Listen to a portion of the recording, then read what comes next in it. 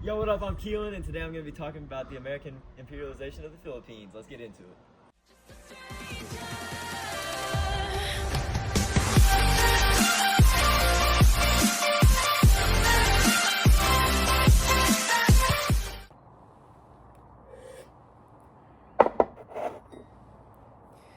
The Philippine Islands are located just off the south coast of China, were originally an agricultural, livestock, and trade-based society that would go into China to go on the Silk Road and focus on their rice terraces that they had on the islands.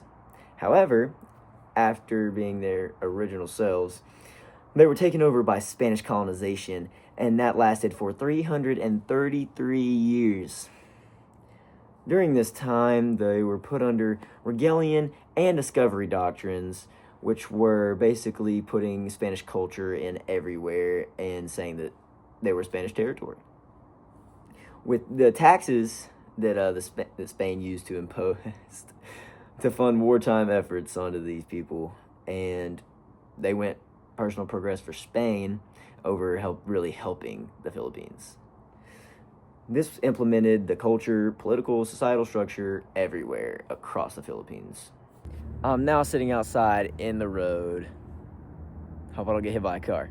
Anyways, the reason that the Americans really wanted the Philippines was because they saw the Asian markets that had been huge for many years, including the Silk Road, that was one of the most famous trade routes of all time, if not the most famous. And they saw the Asian markets as extremely profitable and great commercial opportunities. So they decided, hey, Philippines are right outside of China, and we got easy access. Another reason would be because of the growing naval units that Yellow Journalism and Mahan's book tried to promote. The more money they put into the Navy, the stronger they could be. These Philippines would provide great islands for them to ship docks if they ever got into trouble with China or Japan. The Americans were also extremely scared at this time with growing powers like Germany, Britain.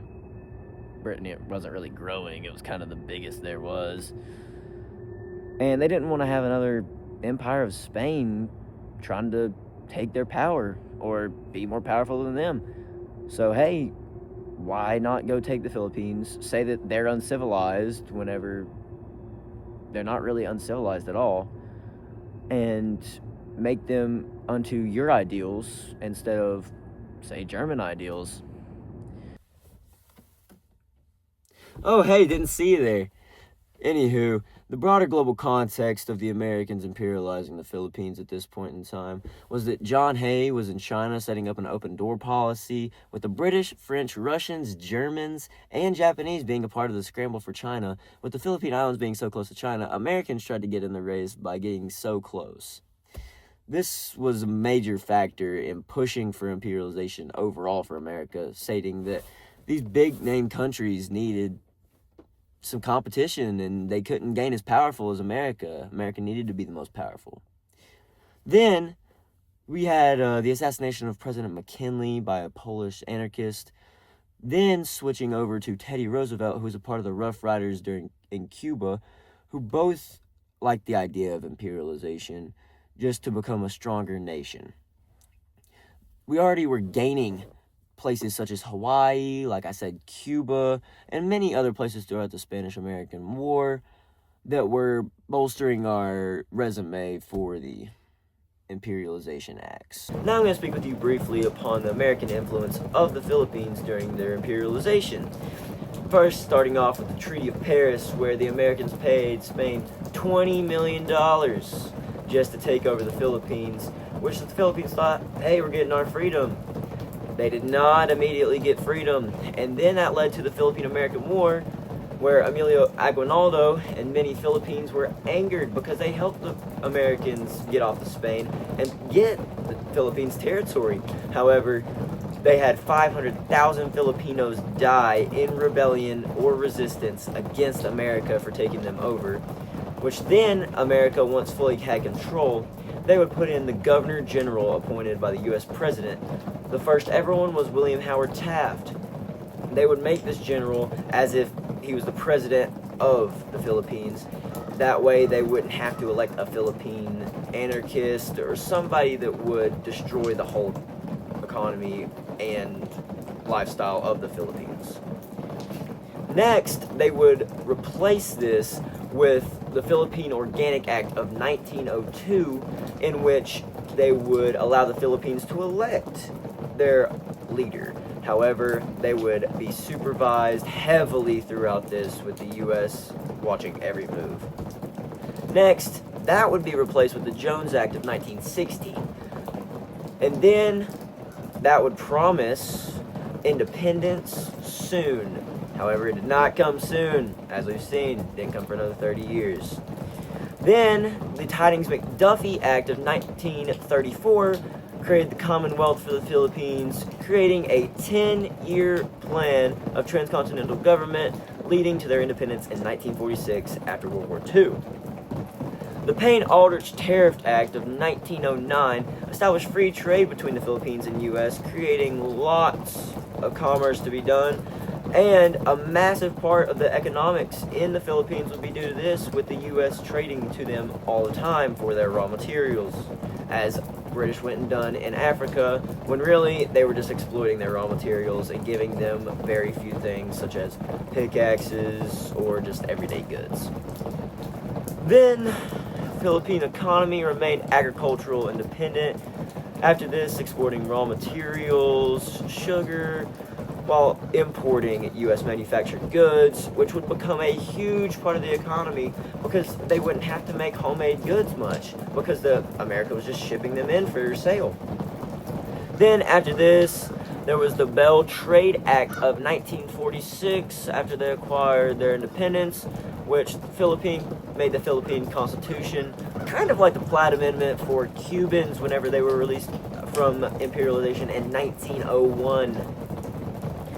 Then U.S. citizens, corporations would have equal rights due to this in the Philippines to exploit their natural resources even after imperialization.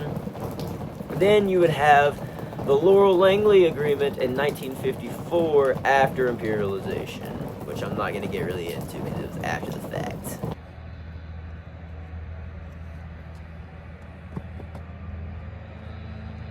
Oh, hey. So we've got a primary source here. Oh, this is the third annual message from William McKinley. So the point of view in this message is really going to be President William McKinley right after the Spanish-American War. Right here, he is speaking with the purpose of talking about the new territories that they just acquired during this war and how the commercial opportunities for these territories is so vast. He's also speaking of the economic policies of the past and that he's going to use now to promote economic welfare in the nation. He's going to start putting more money towards the Navy, like Thomas Mahan said in his book. And then the historical significance of this source is going to be how the president felt during imperialism and how he supported it and how he could support the future ventures to other nations or support taking over other nations, and to show the state of the economy before the beginning of the new century, since this was done in 1899. Oh, and I see the second source here is going to be the platform of American Anti-Imperialist League. Oh, and I see the second one here is going to be the platform of the American Anti-Imperialist League. So the point of view here is going to be that several powerful figures in the nation are going to oppose the idea of imperialism because they think it's going to harm the nation, or it's just going to lead to economic failure if we end up losing them or causing a war. Then the purpose of this is going to be to showcase to the rest of America why imperialism and expansion overseas into the Philippines or any other territories is not going to be good for the nation and could be harmful to the future of the nation. And they clearly quoted and stated imperialism was hostile to liberty and went against the Constitution. It's another situation they're trying to show about, kind of like slavery. You're taking over another nation for their natural resources. Historical significance here is just going to be people like Andrew Carnegie, Samuel Gompers, and Mark Twain showing why imperialism is bad and the overall annexation of the Philippines should not happen. So finally, I'm going to talk about the political, economic, and social effects that imperializing the Philippines had on the entire islands. So first of all, political effects were going to be that the U.S. finally implemented a centralized government there instead of just having all to the king like the Spanish had. Then many acts like the Jones Act of 1916, which I've already talked about, were used to structure the government. Suppression of civilians' hostility towards the U.S. happened a lot during the Philippine-American War as well, with most of them being shut down or just put down with, like I said, 500,000 people dying in that war. Next off, we're going to have that they introduced the civil service and American public education system into the Philippines, which would progress their government greatly. Then, finally, they would implement Filipinization at the very end, which would replace Americans in the government with local Filipinos. However, it would be seen who would be put into position, therefore regulated by the U.S. Now, economic effects were going to be that the U.S. showed the Philippines a 1909 Payne-Aldrich tariff, which would the Philippines become trade dependent on the U.S. because they would have around 80% of their trades going through the U.S. or to the U.S. for their natural resources, just like Africa was, or sorry, the British were doing in Africa at this point. They didn't really do a tariff act to do that though. Then they would have that the development of local goods would be hindered because the U.S. is just going to send over all the goods that they got, get money off of that, and get their natural resources. Finally, they're going to have building infrastructure like roads and railways to get around the goods and get the natural resources back to America as quick as possible, of course. Then we have the social effects, which these are going to be the public education, like I talked about just a few minutes ago, the English becoming a main language in the Philippines, which it still is today, after Spanish was spoken there for 333 years. Then we're going to have many lives lost to the Philippine-American Wars was a social effect. I've already spoken a lot about that. The major loss of Filipino traditions through American ideas and putting up the American culture above the Filipino culture, which would kind of try to integrate them like they did with the Indians in the frontier. And then they would have and military being stationed there, just like the putting Navy, like docking the boats and having them pass through the nation well after their independence was in 1946. However, this was okay because the U.S. has agreed to go by the Philippines and defend them.